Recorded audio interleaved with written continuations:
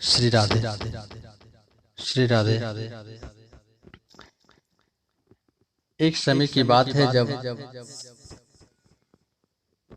जब बलि राजा को उनके गुरु श्री शुक्राचार्य जी महाराज ने 100 यज्ञ कराने का संकल्प करवाकर बैठे हुए थे, तो 99 यज्ञ सफलतापूर्वक हो चुकी थी और 100वां यज्ञ होने जा रहा था। उसी समय भगवान वामन रूप धारण किए हुए उनके द्वार पे आ पहुंचते हैं, और जब भगवान उसके द्वार पे आ जाते हैं तो दूर से ही बलि राजा की दृष्टि पड़ जाते हैं, और जब दृष्टि भगवान पर पड़ते हैं उसका मन यज्ञ से बाहर चले जाते हैं। भगवान के स्वरूप का कारण ही ऐसा है, स्वरूप इतना सुंदर ही है, उनके इतने सुंदर भगवान वामन थे कि जिसको एक नजर देखते ही बलि का मन तन सारे पूरी चित्त उसका भगवान के दर्शन करते ही, उनके दृश्य देखते ही उसके मन वहां से चले जाते हैं। बार बार जब वहां उनके ब्राह्मणों ने उसे होम करवा रहे थे तो उसके ध्यान कहीं और था। जब देखते हैं, फिर जब उसके पास कुछ सैनिकों ने आके बताते हैं कि प्रभु, एक छोटा सा बालक जो आपके द्वार पे आके खड़े हैं और बड़ा जिद लगाए बैठे हैं कि मुझे राजा से मिलना है। बलि राजा तुरंत वहां से उठते हैं, और उठने जैसे उठते हैं उसके गुरु ने रोकता है कि आप यज्ञ को छोड़कर नहीं जा सकते हैं। बलि राजा ने बड़ी सुंदर भाव दिए हैं, और उन्होंने बताया कि यदि कोई मेरे द्वार पर आया हुआ भिक्षुक अगर उसे हम संतुष्टि न कर दें, अगर उस ऐसा कोई भिखारी हमारे राज्य में है, जब तो उसे संतुष्टि न कर दे तब तो मेरा यज्ञ भला कैसे सफल हो सकता है। और वो चले जाते हैं। जब वहां जाते हैं, भगवान की छवि देखते हैं तो टकाटक देखते ही रह जाते हैं। और फिर भगवान बोलते हैं कि भगवान से कहते हैं कि बताइए प्रभु, क्या चाहिए आपको। भगवान बड़े सुंदर वामन रूप में थे, छोटा मोटा शरीर था, बहुत छोटा मोटा शरीर था और छोटा मोटा पैर। देखकर वो बोलते हैं, भगवान तो बड़े चतुर थे, पहले बताएं कि देखिए बलि राजा, वैसे कहने से कुछ नहीं होता है, पहले आप संकल्प तो कीजिए, मैं जो याचना करूंगा क्या आप पूरा करेंगे। बलि राजा कहते हैं कि ऐसा तो हो ही नहीं सकता है प्रभु।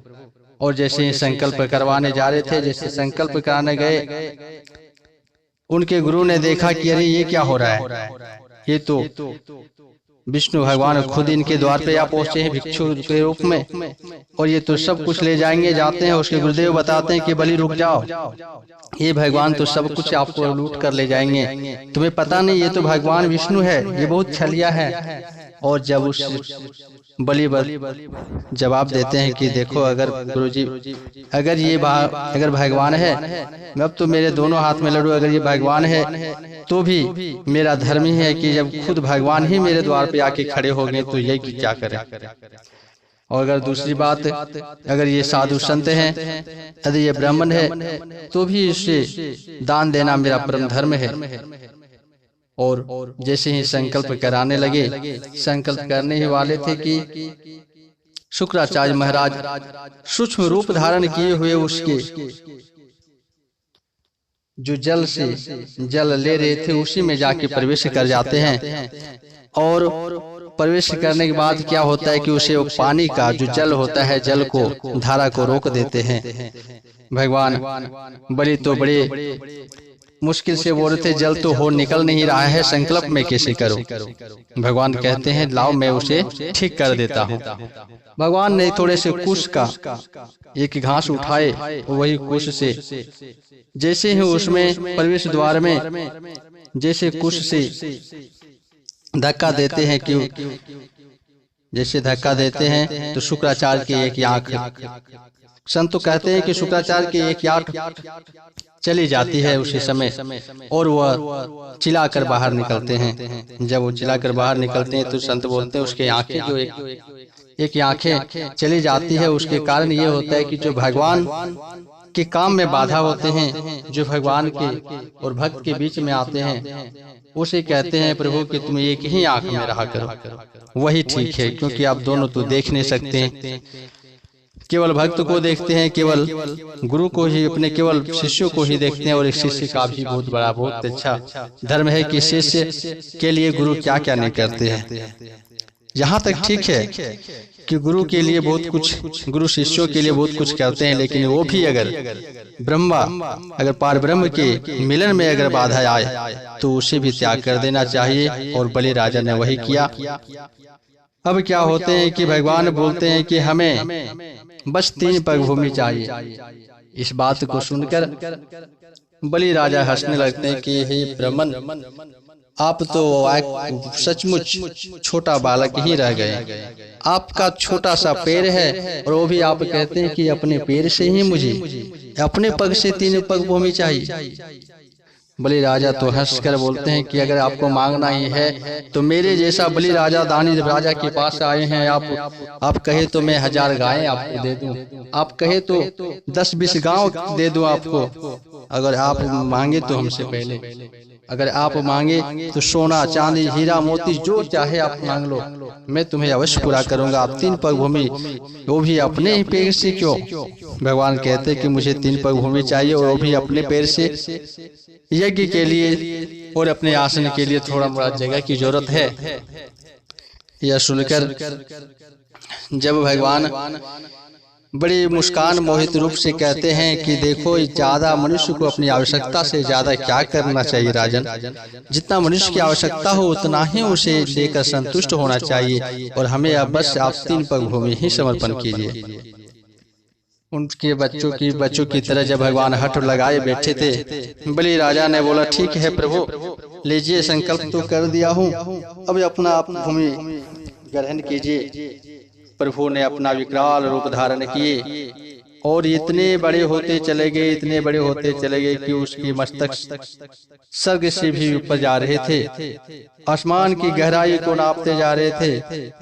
और भगवान ने जैसे ही अपने पग को आगे बढ़ाया और एक ही पग में पूरी पृथ्वी को अपने पैरों तले नाप लेते हैं। सभी ऋषिगण बड़े सौभाग्य से ये दृश्य देख रहे थे, बार बार नमस्कार कर रहे थे। प्रभु दूसरा पग में पूरे आसमान को अपने पैरों से, अपने पगों से नाप लेते हैं। और अब बारी आती है तीसरी पैर का, तीसरी पग। भगवान बोलते हैं कि बताओ, आपके संकल्प के अनुसार मैंने एक पग में ही पूरी पृथ्वी को और दूसरा पग में पूरा पृथ्वी को, पूरे आकाश को नाप लिया हूँ। अब बताओ तीसरा पग मैं कहाँ पे रखूं? वो तीसरा पग मेरा कहाँ होगा? अब कहाँ मुझे दान दे रहे हैं? बलि राजा बोलते हैं कि प्रभु, आप तो बड़े स्वाभाविक हैं, आप तो बड़ी करुणामय हैं, बहुत सच्चिदानंद स्वरूप हैं। और आप छोड़ मुझे आप इतना सा क्यों समझते हैं? मैं भी दानी हूँ और बलि हूँ, बलिदानी हूँ। मैं भी प्रहलाद जैसे भक्त, आपका शिरोमणि भक्त का पोता हूँ, और आपको मैं जो वचन दिया हूँ उसे तो मैं जरूर पूरा करूँगा। अब बलि राजा ने बोले कि प्रभु, ये शरीर जो मेरा है ये भी आपका दिया हुआ है, और वैसे भी मनुष्य का कुछ तो अपना होता ही नहीं। जो आपका था वो तो आपने लिया, बस इस शरीर जो मेरा है, अपनी चरण कमल को एक बार मेरे माथे पे रख लीजिए, एक पग तो आपका हो ही जाएगा। जैसे ही प्रभु उस पर, भक्त भी बड़े चंचल होते हैं कि प्रभु का पैर अपने माथों पे धारण किया। जैसे ही प्रभु उसके माथे पे अपने पग को रखे, सूर्य नर मुनि सभी उनके यश की कीर्ति का गान करने लगे। नारद संगीत करने लगे, माँ सरस्वती वीणा लेकर बड़ी धुन में बजाने लगे, साते सुर गान करने लगे। और बलि का कीर्ति का बड़ा सराहनीय था, जो कि सभी देवतागण भी विदृश्य से देखे, इस दृश्य को देख रहे थे। और जैसे ही पैर उसके माथे पे रखा, उसे पाताल लोक ले गए। और जब प्रभु जब प्रसन्न हो गए तो बोले कि बताओ, अब तक तो मैंने तुमसे मांग रहा था, तब तो पूरे मेरा हो चुका है, अब तुम मुझे कुछ मांग लो। बलि भी बोले, अच्छा प्रभु, आप तो बड़े चालाक हैं, आप तो सारे कुछ मेरा अपना ले लिए और फिर अब हमें मांगने बोल रहे हैं। ठीक है, अगर देना ही है तो प्रभु भक्त ने ऐसा दिमाग लगाया, ऐसा अपने माइंड, अपने दिमाग, अपनी बुद्धि को जागृत किया। बोले, प्रभु बस एक ही कृपा कर दीजिए, अगर आप कहते हैं तो मुझे वो चीज चाहिए, मैं जिधर ही देखूं बस आप नजर आना चाहिए। और भगवान तो उसे पाताल लोक ले गए थे, और पाताल लोक को बताए कि बलि, इस पाताल लोक का राजा मैं तुम्हें घोषित कर दिया हूँ, और इस पाताल लोक में तुम्हें रहना है। अब भगवान के श्री मुख से सुनकर बाली ने कहा कि प्रभु, आप जिधर देखें उधर आप ही नजर आना चाहिए। मतलब अब द्वार सैनिक अगर हो तो आप ही हो, द्वारपाल हो तो आप हो, हर जगह जहाँ हो, मैं जहाँ देखूं आप ही होना चाहिए। भगवान तो तथास्तु खुशी से कह ही दिए थे। अब भगवान भी डंडा उठाया और पहरेदार की तरह उसके चारों ओर इधर उधर उसके पहरेदारी में लग गए। बहुत दिन बीतता चला गया, और जब एक दिन ऐसा आया कि माँ लक्ष्मी सोची कि अरे आखिर में प्रभु सच्चिदानंद गए कहाँ हैं? कुछ दिन से तो नजर ही नहीं आ रहे हैं, बैंकुट धाम को छोड़े हुए हैं, आखिर है कहाँ? मैया लक्ष्मी बड़े चंचल है और वो सोचने लगी कि आखिर क्या हुआ। तब तक नारद भगवान का आगमन होता है और नारद भगवान से पूछते हैं माँ लक्ष्मी कि हे नारद, तुम तो हमेशा विचरण करते रहते हो, तुम ही बताओ हमारे विष्णु कहाँ है, हमारे स्वामी कहाँ है, स्वामी कहाँ है।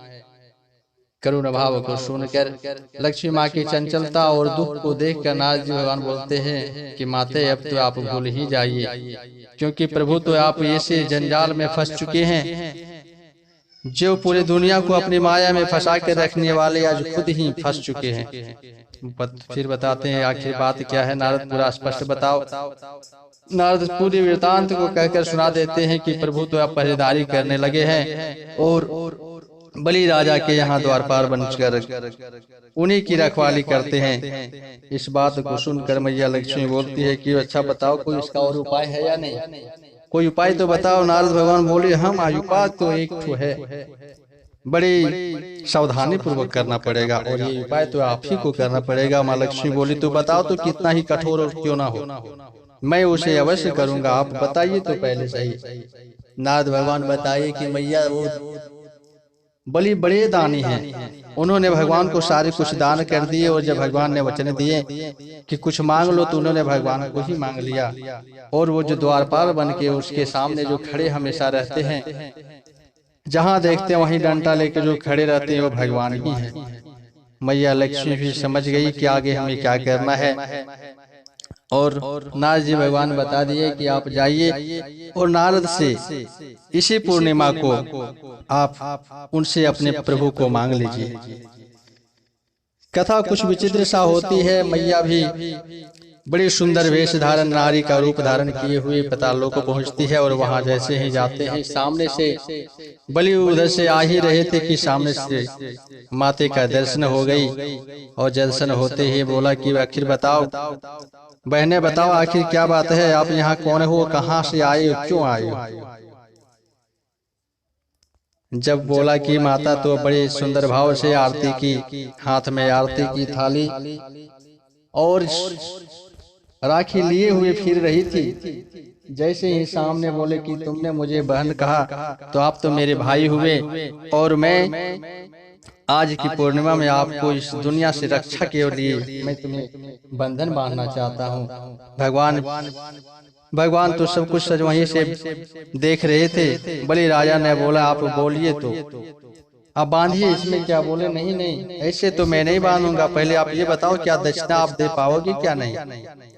बलि बोले कि यहाँ का मैं राजा हूँ और मेरी कीर्ति का यश आप सुने ही होंगे, मैं बड़ी दानी हूँ, आप जो मांगेंगे मैं वो तुम्हें दे सकता हूँ। मैया बोली, ठीक है, अब तो वचनबद्ध हो गए हैं तो मैं बांध ही देता हूँ। और जैसे ही रक्षा बंधन से उसे दिन बंदोबली राजा दानिद्र्य महाबली तेनता रक्षे मातृ, जैसे ही वो मंत्र द्वारा उसे हाथों में बंधन बांधते हैं, बांधने के बाद बोलती कि बताओ बहन तुम्हें क्या चाहिए, जो बोलोगे वो दूंगा। बड़े सुंदर भाव से माते ने एक बार प्रभु को निहारा, जो लाठी लेकर उसके द्वार पे खड़े थे, और बोला कि देख अगर तू देगा तो हमें वो अपना द्वारपाल दे दो, और वो द्वारपाल ही दे दो। तो जैसे ही बोले कि द्वारपाल दे दो, बलि तो बेहोश पड़ गया। जब उसे होश लाया गया तो फिर जब उसे चित्त में चेतना आई तो बोले कि आखिर बहने आप मैंने मांगा तो मांगा क्या, और आप इस द्वारपाल को मांग रहे हैं, तो आप कोई साधारण मनुष्य तो होंगे नहीं, आप हैं कौन।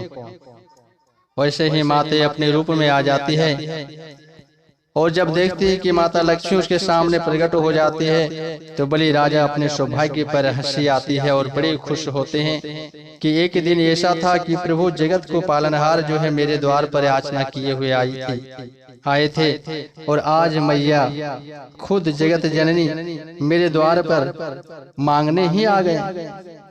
वास्तव में बहुत बड़ा धन्यवान और दानी है, और प्रभु को दिए दान में दे देते हैं। और जैसे प्रभु को लेकर माँ लक्ष्मी स्वधाम को चली जाती है, और उसी दिन से हमारा ये रक्षाबंधन जो सबसे पहले बलि राजा को माँ लक्ष्मी ने बांधी थी, और उस दिन से माँ लक्ष्मी और बलि राजा के भाई बहन के रिश्ता, पवित्र रिश्ता को आज भी हम सब निभाते जा रहे हैं। So much thanks. Shri Radhe. आज के लिए इतना ही।